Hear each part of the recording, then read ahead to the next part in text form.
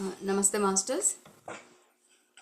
క్షణం క్షణం అనుభవైక జ్ఞానం అనే అద్భుతమైన జ్ఞానాన్ని అందిస్తున్న జోర్డన్ గారికి కృతజ్ఞతలు. మనం మరణం మధురం అనే పుస్తకాన్ని స్వర్ణలత గారు అనువదించారు తెలుగులోకి. దాన్ని మనం చదువుకుంటున్నాము.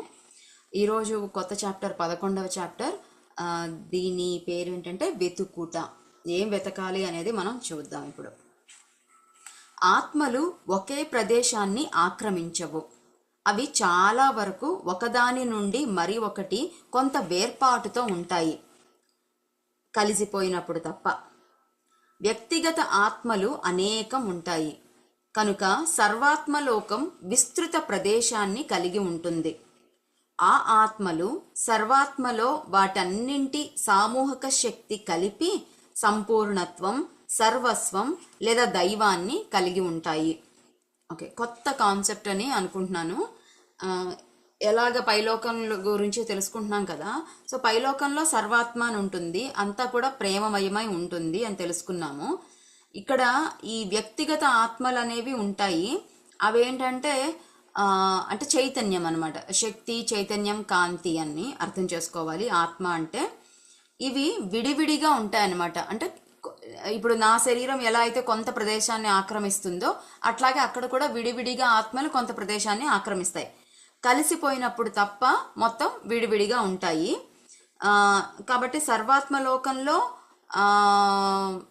ఆ ప్రదేశము చాలా విస్తృతంగా ఉంటుంది. అండ్ అంటే చాలా చాలా భాగం ఆక్రమించి ఉంటుంది అన్నట్లు. సామూహికంగా కలిసి ఉంటుంది అనమాట. అంటే సర్వాత్మలోకంలో ఎన్నో ఆత్మలు ఉంటాయి, కానీ వాళ్ళందరి యొక్క చైతన్యము, అందరి యొక్క శక్తి, కాంతి కలిసి ఉంటుంది. అదంతా కలిసి ఉండడాన్ని మనం సర్వాత్మ అంటాం అన్నమాట. సర్వాత్మలోకం అంతా చలించడం. మీ ఇచ్ఛ ద్వారా సర్వాత్మలోకంలోని విస్తృతమైన దూరాలలో పయనించవచ్చు. అయితే పైన, క్రింద, ముందు, వెనుక వంటి సాంప్రదాయక నిర్దేశకత్వాలు ఏమీ ఉండవు. మన చైతన్యం ప్రకాశిస్తూ సర్వ దిశలలోనూ చూస్తుంది. అక్కడ ఉత్తరం, దక్షిణం లేదా పడమర, తూర్పు వంటివి ఏమీ ఉండవు. దానికి బదులుగా మనం అనన్యమైన శక్తి రూపాల వైపు కదులుతూ తిరుగుతూ ఉంటాము. ప్రతి ఆత్మకు ఒక శక్తి సంతకం, ప్రతి ఆత్మ సమూహానికి ఒక సామూహిక శక్తి రూపం ఉంటాయి. ఆత్మ సమీపాలు సామూహిక జ్ఞానంతో శక్తిని మిళితం చేసి తమ అనన్య ఆత్మ గుర్తింపులతో నివసించే శక్తి సంతకాలతో కూర్చబడి ఉంటుంది. ఇది కొంచెం డీప్గా అర్థం చేసుకుందాం మనం. సో మనకి ఇక్కడ భౌతికమైన రూపం అంటూ ఏమి ఉండదు కదా ఆత్మలోకంలో. కాబట్టి ముందు, వెనక, ఉత్తరం, దక్షిణం ఇట్లాంటివి ఏవి ఉండవు. సో ఇంకా ఎలా ఉంటుంది? అంతేకాదు మనకి భౌతిక రూపం ఉండకపోవడం వలన ఎంతెంత దూరాలైనా క్షణంలో మనం అక్కడ చేరవచ్చు. సో ఇటువైపు వెళ్ళాలి, అటువైపు వెళ్ళాలి, ఇంత వెళ్ళాలి, పైకి వెళ్ళాలి, కిందకి వెళ్ళాలి అనేది ఏమీ లేదు. అన్ని చోట్ల అంతా వ్యాపించి ఉంటాము శక్తి కాబట్టి.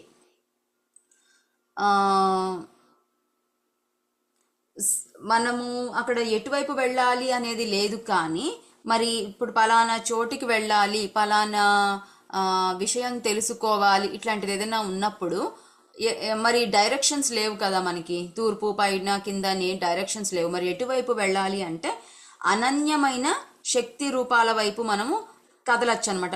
ప్రతి ఆత్మకి ఒక సంతకం ఉంటుంది. అంటే ఏంటంటే ఫ్రీక్వెన్సీ అని చెప్పుకోవచ్చు మనం. ఇప్పుడు నేను ఒక ఆత్మ గురించి తలుచుకోగానే అంటే అక్కడ ఆ ఆత్మలో ఒక ప్రేమ అనే తత్వం ఉంది, లేదంటే భయము అనే తత్వం ఉంది, లేదంటే సంగీతము నేర్చుకోవడానికి అట్లా ఏదైనా సరే ఒక సంతకం అనమాట. అది ఆ సంతకాన్ని చూస్తే పలానా వాళ్ళదని మనకి ఎలా అయితే తెలుస్తుందో అట్లాగే ఆ వ్యక్తిగత ప్రతి ఆత్మకి ఒక శక్తి సంతకం ఉంటుంది అన్నారు అనమాట. అంటే ఫ్రీక్వెన్సీ అనుకోవచ్చు. 343.25 హెర్ట్జ్ అని అనుకుంటే అది వెంటనే అది చూడగానే ఇది లావణ్య యొక్క ఆత్మ అని అర్థం చేసుకోవచ్చు. సో ఇట్లా ప్రతి ఆత్మకి ఒక సంతకం ఉంటుంది. ప్రతి ఆత్మ సమూహానికి మళ్ళీ అందరు కలిసి ఒక చోట ఉంటారు. అంటే ఇప్పుడు నేను భారతదేశపు కర్ణాటక సంగీతాన్ని పైన లోకంలో నేర్చుకోవాలి అనుకుంటున్నాను. దానికోసం ఒక సామూహిక శక్తి ఏర్పడి ఉంటుందన్నమాట. నేను అక్కడికి వెళ్ళి నేర్చుకోవాలి. లేదు నేను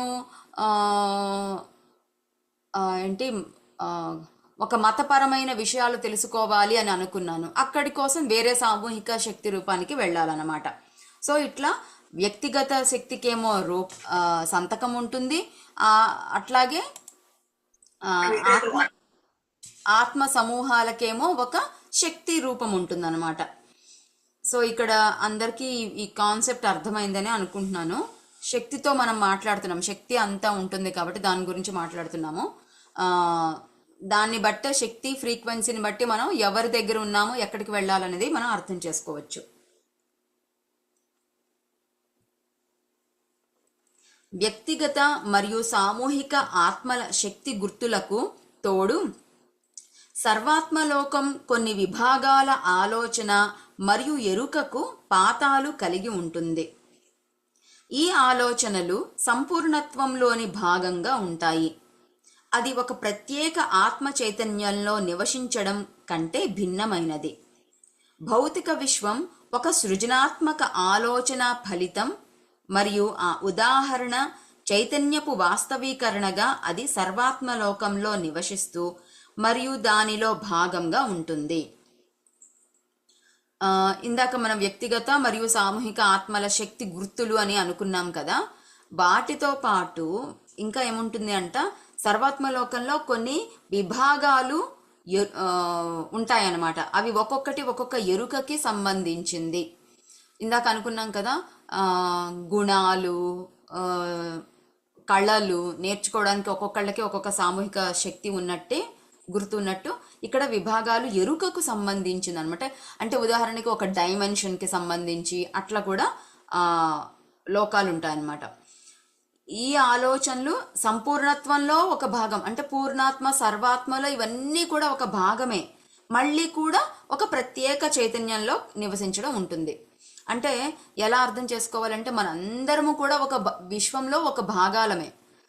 విశ్వం అంతా మనమంతా కలిస్తే విశ్వం అవుతుంది. కానీ అలా అని మళ్ళీ మనం విడివిడిగా లేమా అంటే ఉన్నాం కదా. నా ముఖం చూడగానే ఇది ఎవరు అనేది చెప్పగలుగుతాము. అట్లాగే ఆత్మలోకంలో అంతా కలిపి ఒక పెద్ద శక్తి సమూహంగా ఉంటుంది. కానీ మళ్ళీ విడివిడిగా శక్తి గుర్తులు ఉంటాయన్నమాట. వ్యక్తిగతంగా ఉంటాయి, అట్లాగే సామూహికంగా కూడా ఉంటాయి.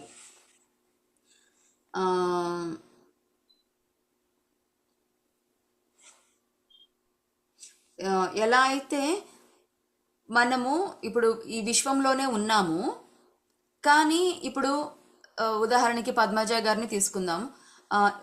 నేను పద్మజ గారు అందరము ఈ విశ్వంలో భాగంగా ఉన్నాము. కానీ నేను పద్మజ గారు వాళ్ళ ఇంటికి వెళితే అక్కడ ప్రపంచం వేరే ఉంటుంది. అంటే ఉదాహరణకి నేనున్న ప్రపంచం వేరు, పద్మజ గారు వాళ్ళ ఇంటికి వెళ్ళి వాళ్ళ బంధువులు, వాళ్ళ స్నేహితులు, పక్కింటి వాళ్ళు, వాళ్ళందరితో కలిసి ఉండడం అనేది వేరు ప్రపంచం కదా. కానీ మళ్ళీ అందరం ఒకే విశ్వంలో ఉన్నాం కదా. సో అదే అక్కడ కూడా ఎగ్జాంపుల్ చెప్తున్నారు అనమాట. అంతా కూడా సర్వాత్మ చైతన్యంలో భాగంగా ఉంటాము, కానీ ఒక్కొక్క ఆత్మ ప్రత్యేక ఆత్మ చైతన్యంలో గనక మనం వెళ్ళాము అంటే అక్కడ నివసించడం అనేది కొంచెం వేరుగా ఉంటుంది అని మనకి అర్థం చెప్పారనమాట. ఎలా అయితే భౌతికమైన భూమి మీద ఉంటే ఎలా ఉంటుందో అక్కడ కూడా అలాగే అర్థం ఉంటుంది అని చెప్తున్నారు. నెక్స్ట్, మన సర్వాత్మలో తిరుగుతున్నప్పుడు ఒక ఆత్మ ఒక సమూహం లేదా ఒక సచేతన ఆలోచన యొక్క వాస్తవీకరణల వైపు, ప్రత్యేక శక్తి సంతకాల వైపు కదులుతాము. మనకు ఆ అనన్య శక్తి సంతకం తెలిసినట్లయితే మనం ఎప్పుడూ కాంతి మార్గాల గుండా దాని వైపే కదులుతాము. మనకు అది తెలియనట్లయితే మనం సరి అయిన దిశలో కదలటంలో తోడ్పడే సూచిక డేటా బ్యాంక్ ఉంటుంది. ఒక ఆత్మ లేదా ఆత్మల వైపు, లేక మనం కోరుకున్న సచేతనమైన ఆలోచన యొక్క వాస్తవీకరణకు ఏ శక్తి సంతకాలు తప్పనిసరిగా సహాయం చేస్తాయో తెలుసుకుంటాము. అంటే ఇప్పుడు మనకి పైలోకంలో తిరుగుతున్నాము, విహరిస్తున్నాము, మనకి డైరెక్షన్స్ లేవు కదా, ముందు వెళ్ళాలి, వెనక్కి వెళ్ళాలి, పక్కకు తిరగాలి అనేవి లేవు. మరి పలానా చోటికి ఎలా వెళతాము అంటే అక్కడ ఎలా అయితే ఇక్కడ మనకి రోడ్డుల మీద మ్యాప్స్ ఉంటాయి కదా, బోర్డులు ఉంటాయి కదా, అలాగే అక్కడ కూడా ఒక సూచిక అనేది ఉంటుందన్నమాట.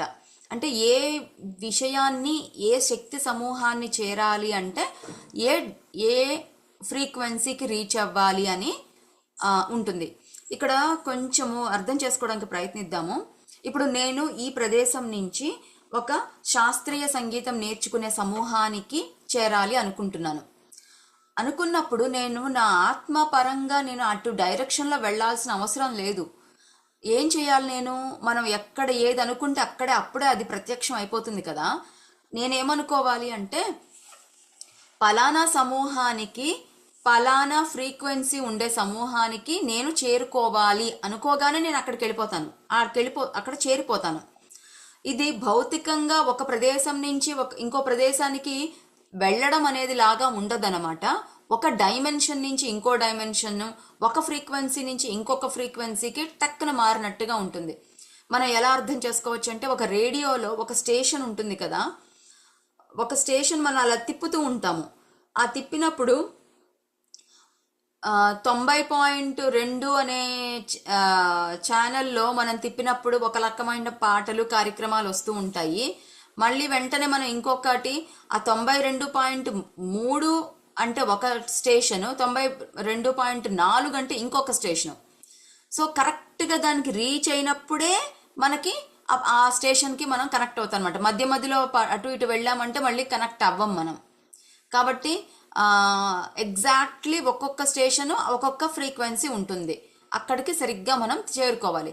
మరి నేను చేరుకోవాలనుకున్న స్టేషన్కి ఎంత ఫ్రీక్వెన్సీ ఉంది అనేది నాకు ఎలా తెలుస్తుంది అంటే మనకి ఆల్రెడీ మనకి తెలిస్తేనేమో ఆటోమేటిక్గా వెళ్ళిపోతామంట. తెలియకపోతే గనక మనకి అక్కడ ఒక డేటా బ్యాంక్ ఉంటుందన్నమాట. అది తెలియజేయడం కోసం ఒక సూచిక పట్టీ లాంటిది ఉంటుందన్నమాట. అది చూసి మనం వెళ్ళొచ్చు. సో ఇక్కడ ఏ శక్తి సంతకాలు తప్పనిసరిగా సహాయం చేస్తాయో అక్కడ ఆ సూచికని బట్టి మనం తెలుసుకుంటాం అన్నమాట.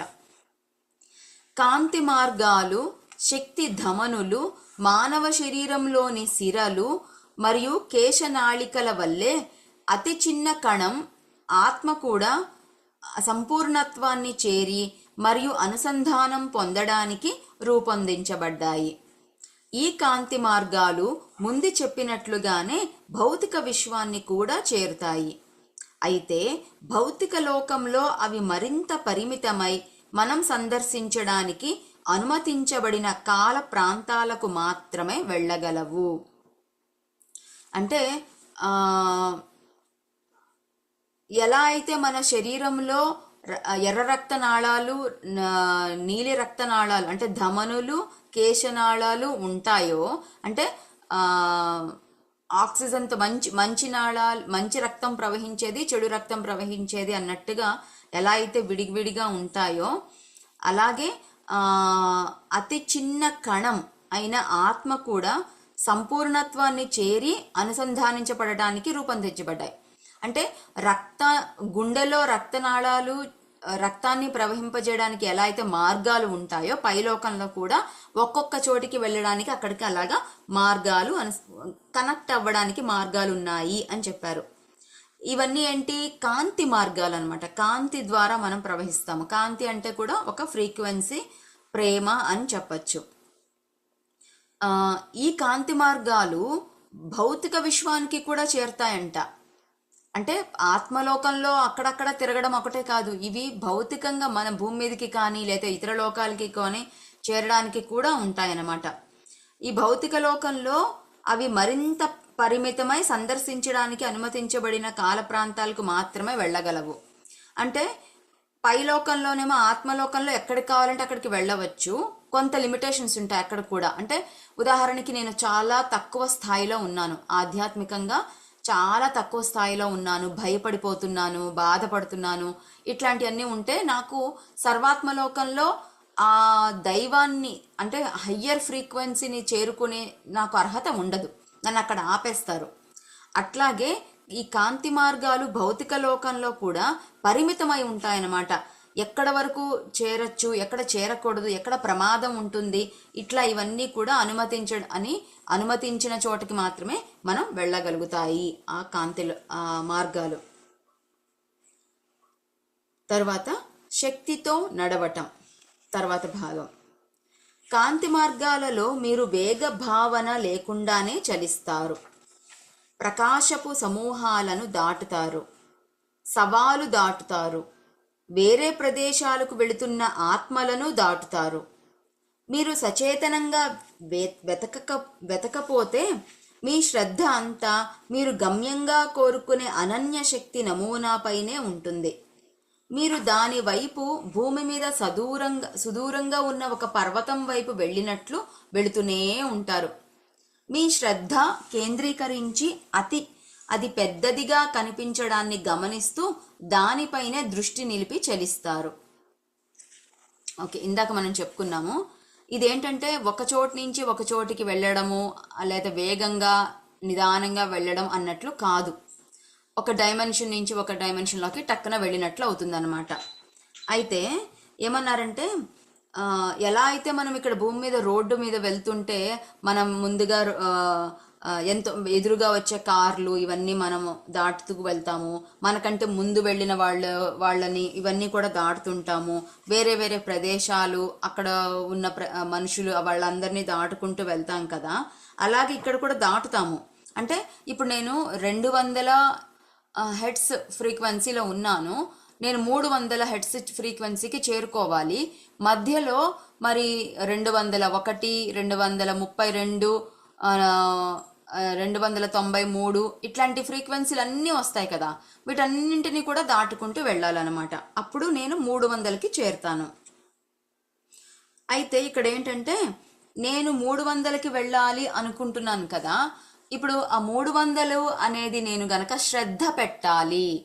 ఎలా అయితే మనము ధ్యానం చేస్తూ శ్వాస మీద ధ్యాస ద్వారా మన అంతరంగంలోకి ప్రయాణం చేస్తాము, శ్వాస మీద ధ్యాస పెట్టకుండా ఆలోచనలు వస్తూ ఉంటే ఆలోచనల మీద శ్రద్ధ పెడితే మనం ఇప్పటికీ అంతరంగంలోకి చేరము కదా. కాబట్టి ఎక్కడికి వెళ్ళాలనుకుంటున్నామో అక్కడికి మనం శ్రద్ధ పెట్టినప్పుడు అక్కడికి గమ్యానికి చేరుకుంటామంట. ఆ చేరుకునే అనంతమైన శక్తి మన దగ్గరే ఉంటుంది, ఆ నమూనా మీద ఉంటుంది. అంటే మనం ఎంత శక్తి పెడుతున్నాము అనే దాని మీద ఉంటుందన్నమాట. లేదు మనం పెట్టలేదు, శ్రద్ధ లేకుండా మనము వెళ్ళాలి అని కనుక మనం ఫోకస్ చేయకుండా ఉంటే ఎలా అవుతుందంట అంటే, కేవలం దూరంగా ఉండే పర్వతం ఎంతో దూరం నుంచి కనిపిస్తూనే ఉంటుంది అనమాట. ఆ మహాపర్వతం ఎంత దూరం నుంచి కనిపిస్తూ ఉంటుంది కదా, మనం ఎంత దగ్గరికి వెళ్తూ ఉన్నా కూడా వస్తూనే ఉంటుంది ఆ మార్గం అనేది. కాబట్టి ఎందుకంటే పర్వతం చాలా మహా పెద్దది కాబట్టి చాలా దూరం నుంచే కనిపిస్తుంటుంది. దానికి దగ్గరకు చేరుకోవాలంటే ఎన్నో మైళ్ళు చేరాలి. అట్లాగా ఇక్కడ కూడా మనం శ్రద్ధ పెట్టకపోతే, దృష్టి కేంద్రీకరించకపోతే చాలా పెద్దదిగా ఉండి వెళ్తూనే ఉంటామన్నమాట అక్కడికి.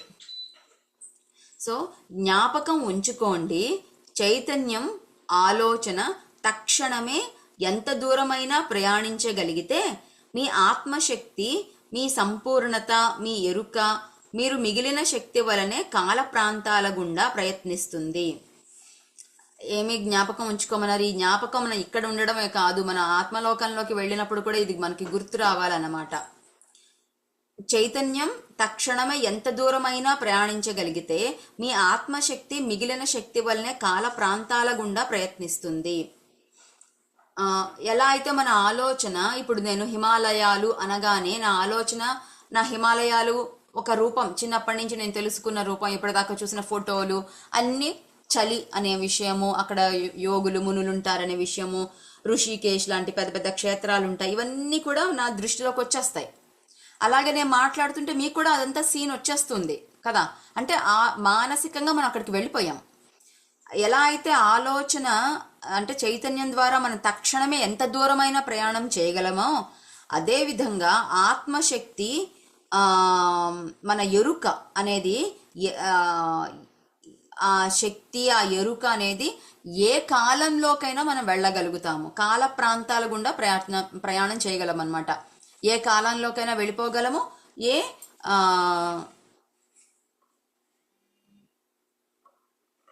ఏ ప్రాంతానికైనా వెళ్ళగలుగుతాము. అంటే కేవలం లావణ్య గారు, ఇక్కడ క్వశ్చన్ అండి, చెప్పండి ఏ చెప్పండి. కాలంలోకైనా వెళ్ళగలము అంటే ఆత్మ ద్వారా? ఉమ్, ఇప్పుడు సపోజ్ ఒకసారి త్రేతాయుగం అని అట్లా అలా అనా, లేకపోతే నేను అది కొంచెం చెప్తారా? అది ఎస్ నాకు ఎస్ అర్థం కాలేదండి. యా, మనము ఈ పుస్తకంలోనే మొదట్లో చూసుకున్నామండి. ఏమని అంటే ఆ, ఆ, ఇదేంటి మన చక్రం ఉంటుంది. ఏంటి గుర్తు రావట్లేదేంటి, కాలచక్రం అని మన పుస్తకం ఉంటుంది కదా. శ్రీచక్రం, కాలచక్రం. ఆ, ఓకే. పుస్తకం ఏంటి, మన ఆ, మన గురించి మనం చూస్తాము. అరే ఈ పేరు ఎలా మర్చిపోయాను నేను, ఎవరికైనా గుర్తుందా? నాకు తెలియట్లేదండి. అంటే మనం ఆత్మలోకంలో వెళ్ళేసి ప్రతిరోజు నిద్రలో మనం అదే చేస్తాము. వెళ్ళి మన ఆ పుస్తకాన్ని తెరిచి చూస్తాం అనమాట. రాబోయే రోజులు లేకపోతే ఏం చేయాలి. ఆకాశిక్ రికార్డ్స్ అండి. ఎస్ అండి, థ్యాంక్ యూ సో మచ్. నేను I'm expecting answer from you only. Akashic records లో మనము చూడొచ్చు అన్నమాట. అట్లాగే అంటే ఆకాశిక్ రికార్డ్స్లో మన భవిష్యత్తుని చూడబోతున్నాము. మన మన ఏం చేయాలి అని ఇమ్మీడియట్ డ్యూటీస్ ఏముంటాయి అనేది చూస్తాము. అట్లాగే ఈ కాలచక్రం లాంటిది ఒకటి ఉంటుందన్నమాట. అది గోడ మీద ఎలా చెప్పారంటే, గోడ మీద ఒక పెద్ద ప్రొజెక్టర్లో చూసినట్టు చూస్తాము.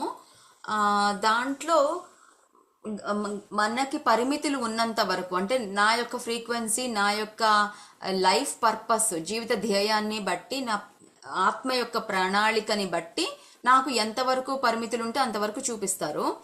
ఉదాహరణకి నేను ఇప్పుడు అది చాలా ఉత్సాహం చూడమని కూడా చెప్తారన్నమాట. మనకి అక్కడ మార్గనిర్దేశకులు మనకి చక్కగా ఎంకరేజ్ చేస్తారు, చూడు తెలుసుకో అనేసి. ఉదాహరణకి నేను ఏంటి ఒక 20 సంవత్సరాల క్రితం ఎలా ఉంది, లేదంటే పలానా దేశంలో పలానా రాజు యొక్క రాజ్యం ఎలా నడుస్తుంది, లేదంటే భారతదేశం యొక్క స్వాతంత్ర సమరం ఎలా గడిచింది, లేదంటే ఒక పురాణ పురుషుడి యొక్క జీవితం ఎలా అయింది, ఆయన మరణం ఎలా అయింది అని నేను కోరుకున్నప్పుడు హ్యాపీగా చూపిస్తారు. ఒక కిరాతకమైన క్రూరమైన, అంటే హిట్లర్ ఉన్నారు కదా, ఆయన అందరినీ చంపేశారు కదా. సో ఆ కిరాతకమైన సన్నివేశం కూడా నన్ను అడిగినప్పుడు నాకు చరిత్ర చూపిస్తుంది. కాకపోతే నా యొక్క ఎదుగుదలని బట్టి, నా యొక్క క్షేమం కోసము ఎంతవరకు చూపించాలో అంత సున్నితంగా చూపిస్తారనమాట. సో మనము మన ఆలోచన ఎక్కడికి వెళ్తే అక్కడికి వెళ్ళిపోతుంది. ఇప్పుడు నేను హిట్లర్ అనగానే మన హిట్లర్ ముఖం గుర్తొచ్చేస్తుంది. మనం హిట్లర్ గురించి ఏమన్నా ఆ వీడియోస్ అవి ఏమైనా చూసుంటే అవి కూడా కనిపిస్తాయి మనకి ఆలోచనలో, వెంటనే గుర్తొచ్చేస్తాయి. అదే విధంగా మనం కూడా అక్కడ ఆత్మలోకంలో కాల ప్రయాణం చేయగలుగుతాం అన్నమాట. ఆన్సర్ చేశానండి? అర్థమైందండి. చాలా థ్యాంక్స్ అండి, బాగా ఎక్స్ప్లెయిన్ చేశారు ఇన్ డీటెయిల్. థ్యాంక్ యూ అండి. Thank you. శక్తితో నడిచే విధానం సంకల్పం. సంకల్పం అంటే నిర్దేశక శక్తి గల ప్రత్యేక ఆలోచన రూపం. భూమి మీద సంకల్పం మన చేతులు కాళ్లకు శక్తినిచ్చి మనల్ని పనులు చేయడానికి, కదలడానికి అనుమతిస్తుంది. సంకల్పం మన ఇచ్ఛను బాహ్వీకరించి దానిని ప్రవర్తన మరియు చర్యలుగా మార్చుకోవడానికి అనుమతి ఇస్తుంది. సర్వాత్మలో సంకల్ప శక్తి మనల్ని ఒక చోటు నుండి మరి ఒక చోటికి దగ్గరకు చెలింపజేస్తూ కాంతి మార్గంలో విస్తృత ప్రదేశాల గుండా మనల్ని తోస్తుంది. అంటే ఇందాక అనుకున్నాం కదా, శక్తితో ఎలా నడవాలి అంటే కేవలం సంకల్పం చేసామంటే ఇక్కడికి వెళ్ళాలి, ఇది చూడాలి అనుకుంటే మనం అక్కడికి చేరుకుంటాం అన్నమాట. సంకల్పం అంటే ఏమన్నారు, నిర్దేశక శక్తి కలిగిన ప్రత్యేక ఆలోచన రూపం. మనం అదే కదా చేస్తున్నాము. ఉదాహరణకి నేను 2025 ధ్యాన మహాయాగం హైదరాబాద్లో వెళ్ళాలనుకుంటున్నాను అనేది నా సంకల్పం. ఎంత స్పెసిఫిక్గా ఉంది, ఒక ప్రత్యేకమైన నిర్దేశకమైన విషయం అన్నమాట. పలానా సంవత్సరం పలానా ప్రదేశానికి పలానా వాళ్ళు వెళ్ళాలి అనుకుంటున్నారు, ఎంతో క్లారిటీ ఉంది కదా. సో సంకల్పము అంటే అదనమాట. సంకల్పం అంటే ఒక క్లారిటీతో క్లియర్గా చెప్పే ఒక ప్రత్యేకమైన ఆలోచన రూపం. భూమి మీద సంకల్పం చేసుకుంటేనేమో చేతులు కాళ్ళకి శక్తి వచ్చి మనం ఆ పని చేయడానికి మనకి అనుమతినిస్తుంది. ఇప్పుడు నేను ఉదాహరణకి నేను ఇప్పుడు ఈ సంకల్పం చేసినప్పుడు నాకు ఏమేం కావాలి, దానికోసము నా శరీరాన్ని ఉపయోగించాలి. నేను టికెట్ కొనుక్కోవాలి, ఆ ప్రయాణం భౌతికంగా మనం ప్రయాణం చేయాలి, నేను సామాను సర్దుకోవాలి అనేసి ప్రయాణం చేయాలి కదా. సో అలాగా మన శరీరానికి శక్తినిస్తుంది. ఆ సంకల్ప శక్తి అనేది ఏమవుతుందంటే శరీరానికి శక్తినిచ్చి మనకి పనులు చేసుకోవడానికి అనుమతినిస్తుంది. అదే సంకల్పం మన ఇచ్ఛను బాహ్వీకరించి దానిని ప్రవర్తనను చర్యలుగా మార్చుకోవడానికి అనుమతినిస్తుంది. ఇచ్ఛాశక్తి క్రియాశక్తి అని అంటాం కదా. సో ఆ సంకల్ప శక్తి మన ఇచ్ఛాశక్తిగా మారుతుంది. అంటే ఇచ్ఛ అంటే కోరిక. ఈ కోరిక బయటకి మన ప్రవర్తనగా మన చర్యగా మారిపోతుంది, క్రియాశక్తిగా మారిపోతుంది. అదే సర్వాత్మలోకంలో అయితే గనక ఆ సంకల్ప శక్తి ఒక చోటి నుండి ఇంకొక చోటికి కాంతి మార్గంలో వెళుతూ విస్తృత ప్రదేశాల నుండి వెళ్లే విధంగా మనల్ని తోస్తుందన్నమాట. ఇక్కడేమో భౌతికంగా కదలడానికి శక్తినిస్తుంది, శరీరానికి శక్తినిస్తుంది. అక్కడేమో ఒక చోటి నుంచి ఒక చోటికి వెళ్ళిపోవడానికి, అలాగా స్మూత్గా వెళ్ళిపోవడానికి శక్తినిస్తుంది. సంకల్ప శక్తి తరగనిది. ఎంత బాగుంది చూడండి, సంకల్ప శక్తి తరగనిది. దీనికి ఎంతో శక్తి ఉంది, ఎప్పటికీ అయిపోదు కాదు. మనం ఎన్ని సంకల్పాలైనా చేసుకోవచ్చు, అన్నింటికీ కూడా శక్తిని వస్తూనే ఉంటుంది. సంకల్పం క్రియేట్ అయ్యింది అంటే వెంటనే దానికి శక్తి చేకూరుతుంది, కాస్మిక్ ఎనర్జీ అన్నమాట. అది ఎన్నటికీ అయిపోనిది. మనం ఎక్కడికైనా వెళ్ళాలి అనుకుంటే అక్కడికి చేర్చే నడకదారులు ఉన్నంత వరకు మనం వెళ్ళగలము. సంకల్పానికి ఉన్న ఒకే ఒక పరిమితి మనం కోరుకున్న శక్తి సంతకానికి సరిపడనంత జ్ఞానం ఉండటమే. ఒక శరీరం లేని ఆత్మ భూమిపై వారిని సందర్శించాలి అంటే సాధారణ మార్గం ఆలోచనయే. అది నిజంగా ప్రయాణించవు. వాటి శక్తి సర్వాత్ముల తలంలో నిలిచి ఉంటుంది. అయితే జన్మించిన వారికి జన్మలో లేని వారికి మధ్య ఆలోచనలు తేలికగా వైర్లెస్ ఫోన్లో వలె దానికి కావలసిందల్లా శృతి కావడం లేదా వాస్తవంగా వినడం. మరి ఒక ఆలోచనను ప్రసరింపచేయాలి అన్న సంకల్పం కలిగి ఉండటం. శరీరం లేని ఆత్మలు తమ వాస్తవ ఆత్మశక్తిని భూమి మీదకు తీసుకువచ్చే సందర్శనలు అరుదుగా జరుగుతాయి. ఈ సందర్శనలు సాధారణంగా భౌతిక వాస్తవీకరణ వలె సంభవిస్తాయి. అక్కడ శబ్దాలు, ఒక స్వరం, ముఖం లేదా సూక్ష్మ శరీరాలతో సంభవిస్తాయి. ఈ వాస్తవీకరణలు ఆత్మశక్తి లేకుండా జరగవు. శరీరం లేని వారు భౌతిక తలంపైకి ప్రయాణించాలి అంటే మన శ్రద్ధను పొందడానికి వారిని శక్తిని నైపుణ్యంతో ఉపయోగించాలి. మళ్ళీ కొత్త కాన్సెప్ట్. ఆ సంకల్ప శక్తి అనేది తరగదు, ఎప్పటికీ అయిపోదు. అంటే మనం ఎన్ని సంకల్పాలైనా చేయొచ్చు, ఎక్కడికైనా ప్రయాణం చేయొచ్చు. అక్కడికి వెళ్ళే దారి ఉన్నంత వరకు మనం వెళ్ళగలుగుతాము.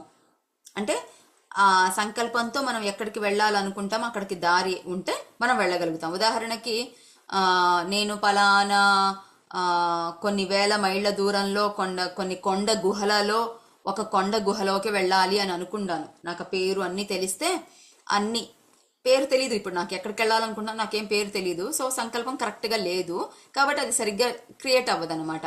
నేను పేరు చెప్పాను, పలానా దేశము, పలానా ఖండము, ఇన్ని సముద్రానికి ఇంత ఎత్తు దూరంలో, ఇట్లా అన్ని రకరకాలుగా స్పెసిఫిక్గా అన్నీ చెప్పి పలానా గుహలోకి వెళ్ళాలి, అక్కడికి వెళ్ళి తపస్సు చేసుకోవాలి అని అనుకుందాం.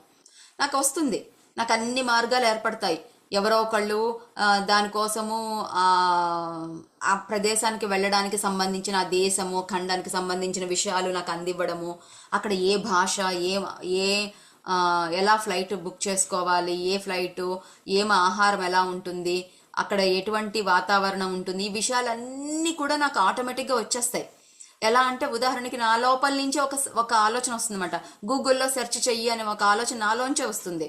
సో నాకు అన్ని అనుకూలంగా ఉంటాయి. కానీ ఆ గుహ కానీ నేను వెళ్ళే లోపల ఏ పెద్ద భూకంపం వచ్చో లేదంటే ఏ కొండ చర్యలు పడేయో గుహ గనక మూసుకుపోయి ఉంటే, ఎంట్రన్స్ అనేది పెద్ద రాయి అడ్డం వచ్చేసి మూసుకుపోయి ఉంటే నేను వెళ్ళలేను కదా. సో ఆ మార్గం తెరిచి ఉన్నంత వరకు మనము ఎక్కడికైనా నడిచే దారులు ఉంటే ఎక్కడికైనా వెళ్ళగలుగుతాము. పద్మజ గారు ఏమైనా మాట్లాడతారా? క్వశ్చన్ అండి, ఇప్పుడు మీరు చెప్పేది ఈ ఆత్మ చైతన్యం శరీరాన్ని వదిలేసినాక సంకల్పంలో చేస్తుందా పైకి వెళ్ళినాక, లేదంటే ఇప్పుడు మనం ఇక్కడ ఈ స్థూల శరీరంతో చేసే సంకల్పాల నాకు అది క్యాచ్ చేయలేకపోయానండి.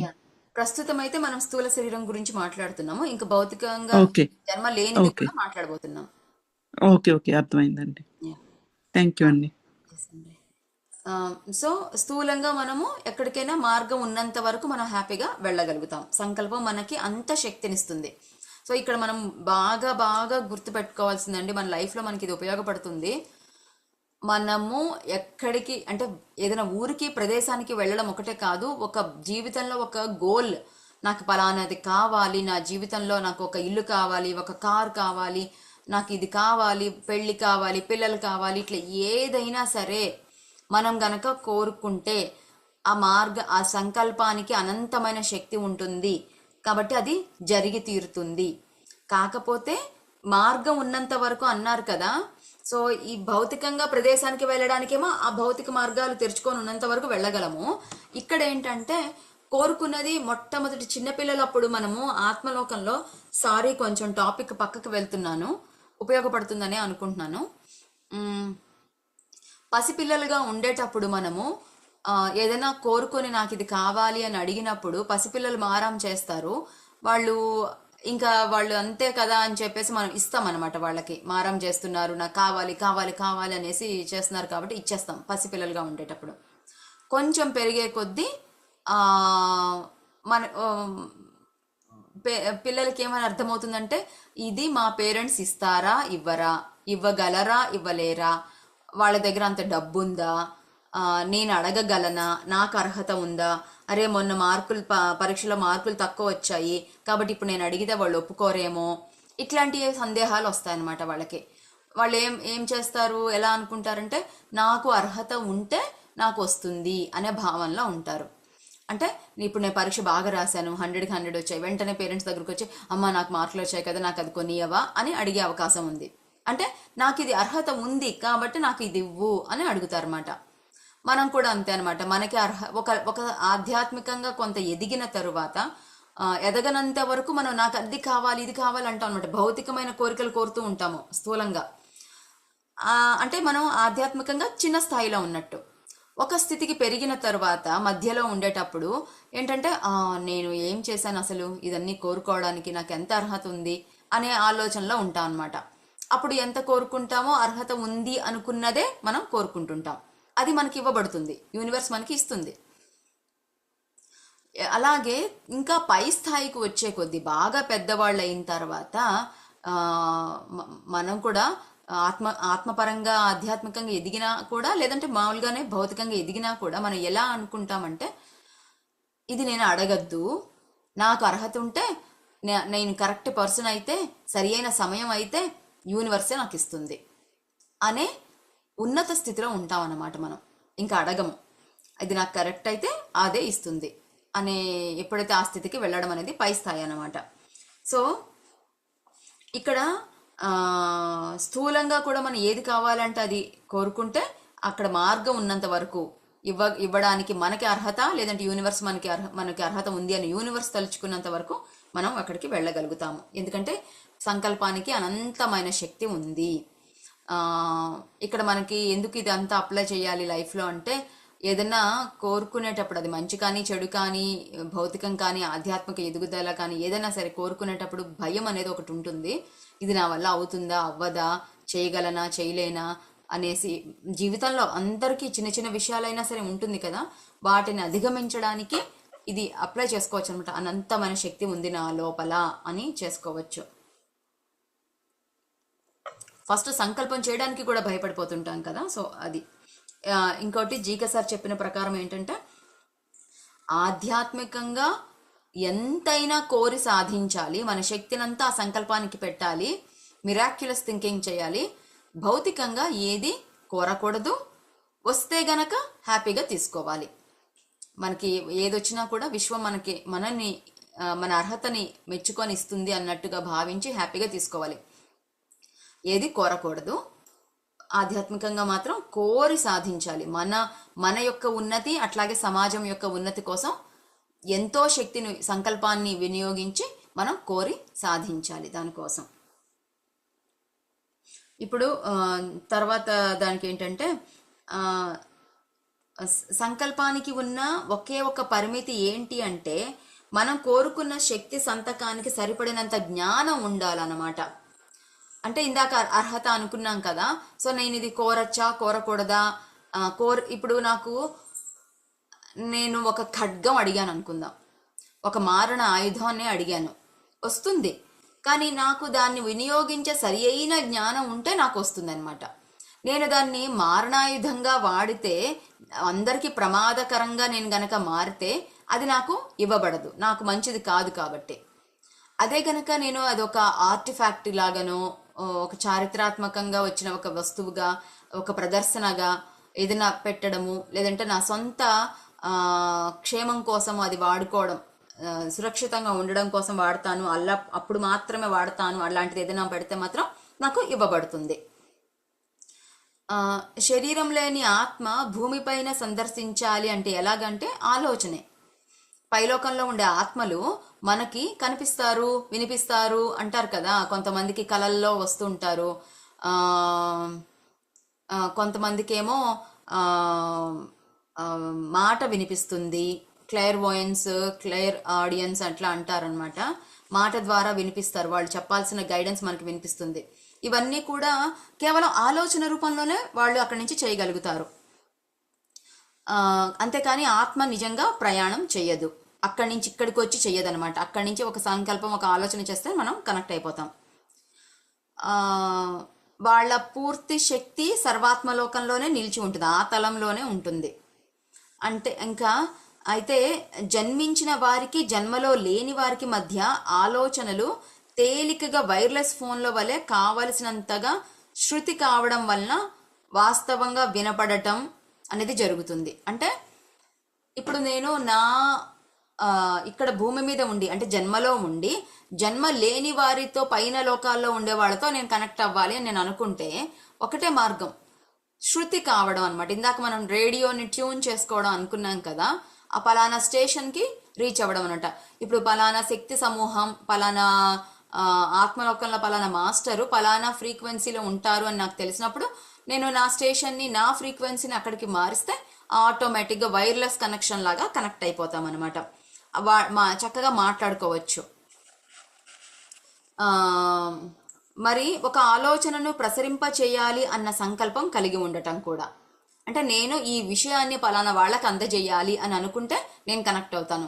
అలాగే పైన లోకాల్లో ఉండే వాళ్ళు కూడా వాళ్ళ యొక్క ఆలోచనతో లావణ్యకి ఇన్ఫర్మేషన్ ఇవ్వాలి అన్నప్పుడు మనకు ఒక ఇంట్యూషన్ రూపంలో నా లోపలే ఆలోచన వస్తుంది అనమాట. కానీ ఎవరో మాస్టర్ అది చేస్తుంటారు. శరీరం లేని ఆత్మలు తమ వాస్తవ ఆత్మశక్తిని భూమి మీదకి సందర్శించడం అరుదుగా జరుగుతుందంట. అంటే ఇవన్నీ పైలోకంలోంచే మనం కనెక్ట్ అయిపోవచ్చు, కానీ వాళ్ళు భూమి మీదకి రావాలి, కనిపించాలి, వినిపించాలి అని, సూక్ష్మ శరీరాలతో తిరగాలి, సంభవించాలి అనేది అనుకుంటే మాత్రం అది చాలా రేర్గా జరుగుతుందంటే, ఎప్పుడూ జరిగే విషయం కాదు. అండ్ దీన్ని వాస్తవీకరణ అంటారు, అంటే మేబీ మేనిఫెస్టేషన్ అని అనుకోవచ్చు. ఈ మేనిఫెస్టేషన్ అనేది ఆత్మశక్తి లేకుండా జరగవు అని చెప్పారు.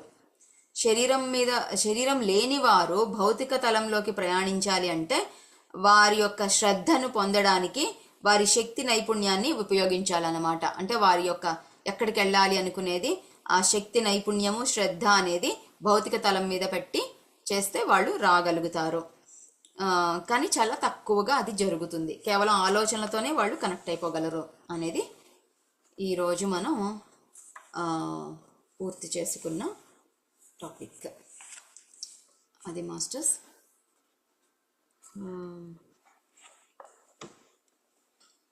అందరికీ నచ్చిందని అనుకుంటున్నాను. యాక్చువల్గా యూట్యూబ్లో అది నోసలార్ సినిమా ఉంది, మనం కూడా చూద్దాం అనుకుంటూ ఉన్నాము. ఎప్పటికప్పుడు మర్చిపోతున్నాను నేను. ఖచ్చితంగా నెక్స్ట్ సెషన్లో అలాగా సినిమా ప్లే చేసుకుందాము. అది మేబీ ఆ సినిమాని ఎక్స్ప్లెయిన్ చేసుకుంటూ తెలుగులోకి మనం అది డబ్బింగ్ అనేది తెలుగులోకి చెప్పుకుంటూ ఆ, చేస్తే కనీసం ఒక 2 ఎపిసోడ్స్ అయినా అవుతుందేమో అనుకుంటున్నాను. నెక్స్ట్ వారము మనం ఆ సినిమా చూద్దాము. అప్పటి వరకు యూట్యూబ్లో అది ఫ్రీగానే ఉంటుంది అని ఆశిస్తున్నాను. ఆ, తర్వాత మళ్ళీ పుస్తకాన్ని కంటిన్యూ చేసుకుందాం. Okay masters. లావణ్య గారు, నెక్స్ట్ వీక్ అంటే ఏ రోజు అండి? స్పెసిఫిక్ డే అని మీరు ఏమన్నా అనుకున్నారా? I will try to attend. Definite గా మిస్ అవ్వకూడదు అని అనుకుంటున్నాను. యా యా నా నా క్లాస్ అయితే శుక్రవారం ఉంటుందండి. నెక్స్ట్ వీక్ అంతేనండి? అవును అవును. ఓకే, యా షూర్ అండి. థ్యాంక్ యూ నేను అండి. క్లాస్లో ముందుగా అందరికీ ఎవరు సౌజన్య అండ్ శ్రీప్రియ, మాధురి వీళ్ళందరికీ ఇన్ఫర్మేషన్ అన్ని గ్రూపుల్లో పెట్టమని చెప్తాను నేను. ఇన్ఫర్మేషన్ ఇస్తే షూర్ అండి. Thank you. Thank you. Mostly నా సెషన్ వచ్చే ఫిబ్రవరి 7వ తేదీ వస్తుందండి. తర్వాత సెషన్ అంటే ఫిబ్రవరి 7. ఎస్ అమ్మా చెప్పండి. థ్యాంక్ యూ అమ్మా. ఒక 15 నిమిషాలు ధ్యానం చేసుకుందాం మాస్టర్స్. థ్యాంక్ యూ అందరికీ.